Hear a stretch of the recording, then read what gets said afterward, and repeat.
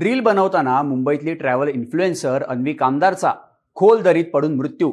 मंगळवार 16 जुलैपासून गेले काही दिवस रोज अशा बातम्या माध्यमांमध्ये येत आहेत. कुंभे धबधबा परिसरात 300 फूट खोल दरीत कोसळून 27 वर्षांची ट्रॅव्हल इन्फ्लुएन्सर अन्वी कामदारचा मृत्यू झाला. स्थानिक रेस्क्यू टीम्सनी तब्बल 6 तास जीवाची बाजी लावून अन्वीला वाचवण्यासाठी प्रयत्न केले, पण दुर्दैवानं तिचे प्राण वाचू शकले नाहीत. सोशल मीडियावर अन्वीच्या मृत्यूबद्दल हळहळ व्यक्त केली जाते. अन्वीचा मृत्यू रील बनवताना झाल्याच्या बातम्या येत असल्यामुळे धोक्याच्या ठिकाणी जाऊन रील बनवणं हेच तिच्या जीवावर बेतल्याचं सांगण्यात येतंय. पण अन्वीच्या काही मित्रांनी मात्र हे सगळं खोटं असल्याचं म्हटलंय. तिचा मृत्यू रील बनवताना झाला नसल्याचा दावा तिच्या मित्रांनी केलाय. हे संपूर्ण प्रकरण आहे काय?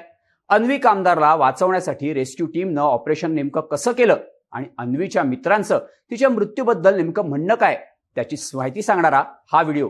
नमस्कार, मी शार्दूल आणि तुम्ही बघताय बोलभिडू. मुंबईतल्या मुलुंड इथे राहणारी अन्वी कामदार ही 27 वर्षांची तरुणी.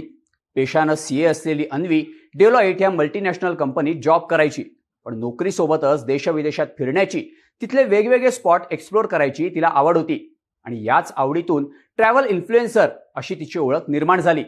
देशविदेशात ट्रॅव्हल करणं, तिथले फेमस स्पॉट्स, फेमस फूड याचे रील्स बनवणं आणि द ग्लोकल जर्नल या आपल्या इन्स्टा अकाउंटवरून ते पोस्ट करणं हे तिचं रुटीन होतं.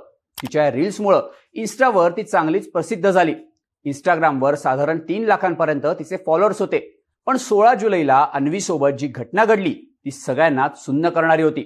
रायगड जिल्ह्यातल्या माणगाव तालुक्यातील कुंभे धबधबा इथे अन्वी आपल्या काही मित्रमैत्रिणींसोबत 16 जुलैला फिरायला गेली. दाट धुकं, हलका पाऊस यामुळे वातावरण चांगलं होतं, पण या परिसरातल्या वाटा मात्र निसरड्या आणि धोकादायक झाल्या होत्या. दोन्ही बाजूनं दरी, छोटीशी आणि निसरड झालेली अरुंद पायवाट यावरून अन्वी आणि तिचे मित्र चालत होते. सकाळी 9:30-10च्या सुमारास याच परिसरात असणाऱ्या सेल्फी पॉइंटवर आल्यानंतर अचानक अन्वीचा पाय घसरला आणि ती बाजूला असलेल्या खोल दरीत कोसळली. अन्वी कोसळल्यानंतर तिच्या मित्रांनी तिला हाका मारल्या, तिला बघण्याचा प्रयत्न केला, पण खालून त्यांना कोणताही रिस्पॉन्स मिळत नव्हता. त्यामुळे घाबरलेल्या तिच्या मित्रमैत्रिणींनी गावात जाऊन तिथल्या गावकऱ्यांना ही माहिती सांगितली. त्यानंतर गावकऱ्यांनी माणगाव पोलिसांना माहिती दिल्यानंतर माणगाव पोलिसांचं पथक आणि तहसीलदार तिथं दाखल झाले. अन्वी खोल दरीत कोसळल्यामुळे तिला वर आणणं कठीण होतं. त्यामुळे पोलिसांनी रायगड जिल्ह्यातल्या स्थानिक रेस्क्यू टीम्सना तातडीनं घटनास्थळी बोलावलं. भिरा गावातील शेलार मामा यांना सकाळी 11:30 वाजता या अपघाताची माहिती मिळाली. तातडीनं शेलार मामा यांची टीम घटनास्थळावर निघाली. दुपारी 12:30च्या दरम्यान शेलार मामा रेस्क्यू टीम, सागर दहिंबेकर यांची कोलाड रेस्क्यू टीम, वन्यजीव अभ्यासक शंतनू कुवेसकर घटनास्थळी दाखल झाले आणि त्यांनी रेस्क्यू ऑपरेशनसाठी रेकी करायला सुरुवात केली. अन्वीला वर आणण्यासाठी तिचं लोकेशन कळणं गरजेचं होतं, पण दाट धुकं असल्यामुळं अन्वी नेमकी कुठं पडलीये याचा काहीच पत्ता लागत नव्हता. त्यामुळे शेलार मामा आणि कोलाड टीमनं अन्वीचा शोध घेण्यासाठी दरीत उतरायचं ठरवलं. पावसाचं पाणी झिरपून तयार झालेल्या एका चिंचोळ्या पायवाटेवरून खाली उतरण्याचा त्यांनी निर्णय घेतला. सागर दहिंबेकर, सूरज दहिंबेकर, शुभंकर वनारसे यांच्यासह शेलार मामा रेस्क्यू टीमचे सहकारी एका रोपच्या सहाय्यानं रॅपलिंग करत दरीत उतरायला लागले. 15 ते 20 मिनिटं दरीत उतरल्यानंतर 300 फुटावर त्यांना कुणाची तरी चाहूल लागली आणि दरीत कोसळलेल्या अन्वी कामदारचा साधारण 2.5-3 तासांनी शोध लागला. 300 फूट खाली कोसळल्यामुळं अन्वी गंभीररित्या जखमी झाली होती. तिच्या संपूर्ण अंगभर जखमा होत्या. त्यामुळं अन्वी जिवंत आहे की नाही हा मोठा प्रश्न होता. त्यामुळं तिचा श्वास सुरू आहे की नाही हे तपासण्यासाठी हे सगळेजण तिच्याजवळ जाऊ लागले. कड्यावर सुद्धा पोलीस आणि रेस्क्यू टीमच्या इतर सदस्यांना अन्वी सापडल्याची माहिती मिळाली, पण जिवंत की मृत हे कळत नव्हतं. तेव्हा वन्यजीव अभ्यासक शंतनू कुवेसकर यांनी वरूनच मूव्हमेंट आहे का असा प्रश्न खाली उतरलेल्या सहकाऱ्यांना विचारला.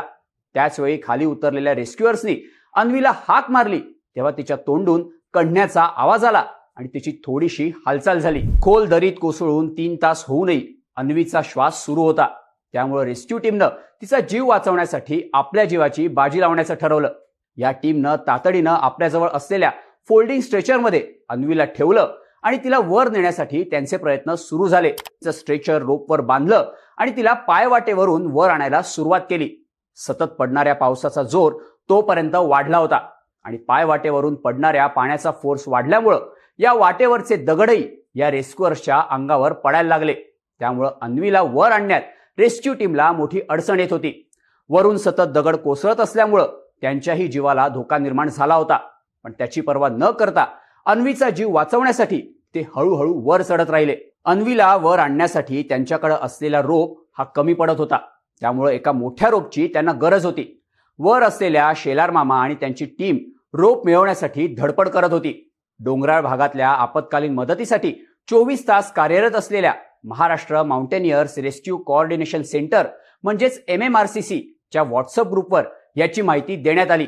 या माहितीवरून महाडच्या चिंतन वैष्णव यांची सिस्केप रेस्क्यू टीम मोठा रोप आणि इतर साहित्य घेऊन घटनास्थळी पोहोचण्यासाठी निघाली. इथे पाऊस, वरून कोसळणारे दगड आणि निसरड्या पायवाटेवरून अन्वीला वर आणण्यासाठी रेस्क्यू टीमचा स्ट्रगल सुरूच होता. या बिकट परिस्थितीतून स्ट्रेचरवर असलेल्या अन्वीला वर आणणं मोठं आव्हानात्मक होतं. पण तरीही जिद्द न सोडता ही रेस्क्यू टीम तब्बल 100 ते 150 फुटापर्यंत अन्वीला वर घेऊन आली. पण त्यानंतर उभट चढण असल्यामुळं स्ट्रेचर सहित अन्वीला वर आणणं कठीण होतं आणि त्यावेळी त्यांच्या मदतीला धावून आली ती सिस्केप रेस्क्यू टीम. घटनास्थळी पोहोचलेल्या सिस्केप रेस्क्यू टीमच्या सहकाऱ्यांनी मोठा रोप दरीत सोडला आणि तो बांधायला सुरुवात केली. या टीमचे चिराग मेहता आणि ओम शिंदे हे अन्वीला वाचवण्यासाठी दरीत उतरले आणि या ऑपरेशनला गती मिळाली. या सर्वांनी मिळून अन्वीचं स्ट्रेचर रोपला बांधलं आणि वर असलेल्या टीम्सनी सगळी ताकद लावून रोप खेचला आणि काही मिनिटात अन्वीला वर आणण्यात आलं. तब्बल 6 तास रेस्क्यू टीमच्या अथक प्रयत्नांना यश आलं. वर आल्यानंतर अन्वीला आर यू ओके असं विचारल्यावर त्याला अन्वीनं प्रतिसाद दिल्याचंही पोलीस आणि रेस्क्यू टीम्सनी माध्यमांना सांगितलं. उपचारासाठी तातडीनं अन्वीला जवळच्या माणगाव उपजिल्हा रुग्णालयात नेण्यात आलं. पण दुर्दैवानं अन्वीच्या शरीराला गंभीर इजा झाल्यामुळं डॉक्टरांनी तिला मृत घोषित केलं. पाऊस, धुकं आणि खोल दरी यांच्याशी रेस्क्यू टीमची आणि अन्वीची तिच्या मृत्यूशी चाललेली 6 तासांची झुंज अपयशी ठरली. अन्वीच्या मृत्यूबद्दल सोशल मीडियावर शोक व्यक्त केला जातोय. रेस्क्यू टीमच्या सहकाऱ्यांनीही तिला वाचवण्यात अपयशी ठरल्याबद्दल हळहळ व्यक्त केली आहे. पाऊस आणि नैसर्गिक परिस्थितीमुळे अन्वीला वाचवण्यासाठी वेळ लागला आणि जगणं मरणाशी असलेल्या संघर्षाच्या गोल्डन अवरमध्ये तिला उपचार न मिळाल्यानं तिचा अंत झाला. माणगाव पोलीस स्टेशनचे पोलीस निरीक्षक निवृत्ती बोराडे आणि तहसीलदार विकास गारुडकर यांनी स्वतःचा जीव धोक्यात घालून अन्वीला वाचवण्यासाठी प्रयत्न करणाऱ्या सगळ्या रेस्क्यू टीमचे आभार मानले आणि धोकादायक ठिकाणी न जाण्याचं पर्यटकांना आवाहनही केलं. अन्वीच्या मृत्यूनंतर जिल्हा प्रशासनही अलर्ट मोडवर आलंय. जिल्ह्यातील धोकादायक ठिकाणी जाण्यासाठी बंदी घालण्यात आली आहे. आदेशांचं पालन न करणाऱ्यांवर कडक कारवाई करणार असल्याचंही पोलिसांनी सांगितलंय. अशा धोकादायक ठिकाणी पर्यटकांच्या सततच्या वावरामुळं इथल्या वाटांवरचे दगड निखळतात आणि त्यामुळं या वाटा अजूनच धोकादायक होत असल्याचं काही गिरीप्रेमींचं मत आहे. त्यामुळं पावसाळ्यात अशा ठिकाणी जाणं टाळण्याचं त्यांच्याकडून सांगण्यात येत आहे. अन्वीच्या मृत्यूनंतर एका रीलच्या नादापायी अन्वीचा जीव गेल्याची चर्चा सोशल मीडियावर होते. स्वतःच्या जीवापेक्षा रील महत्वाचा आहे का असा सवालही उपस्थित केला जातोय.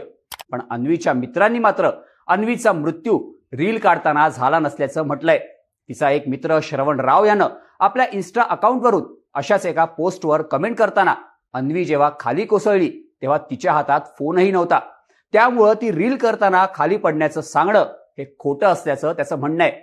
ती चालताना पाय घसरून पडल्याचा श्रवणचा दावा आहे.